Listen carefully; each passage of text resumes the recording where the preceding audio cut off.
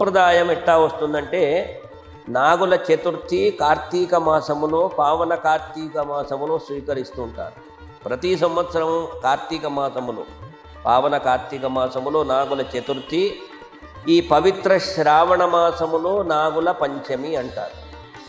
వసతి గృహాలలో మాకు తెలిసింది, పూర్వములో ఉమ్మడి కుటుంబాలలో మా బ్రాహ్మణోత్తముల ఇళ్లలో, కొంతమంది వైశ్యుల ఇళ్లలో పుట్టమన్నుతో ఒక నాగు పుట్టను చేసి, చక్కగా నాగేంద్ర స్వామి పుట్ట చేసి దాంట్లో మంత్రపూర్వకంగా ఆ గోక్షీరములను, ఆవు పాలను పోసి చక్కగా పూజలు చేసుకొని చలిమిడి అంటే నువ్వుల ముద్ద, ఆ భగవంతుడు నాగేంద్ర స్వామి సుబ్రహ్మణ్య స్వామికి సంబంధించినటువంటి పదార్థములను నివేదించి శిరస్సు వంచి నమస్కారాలు చేసుకుంటారు.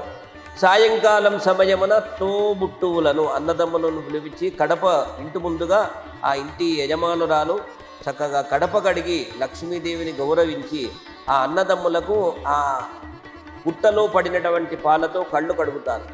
ఎలాంటి దోషములు కలగకుండా సహోదరుడు సహోదరి సకుటుంబం అంతా ఆనందంగా ఉండాలి అని ఆ రకంగా నాగుల పంచమి అని శ్రావణ మాసమును గౌరవించాలి. నాగుల చతుర్థి అని కార్తీక మాసం పావన కార్తీకమును గౌరవించాలి.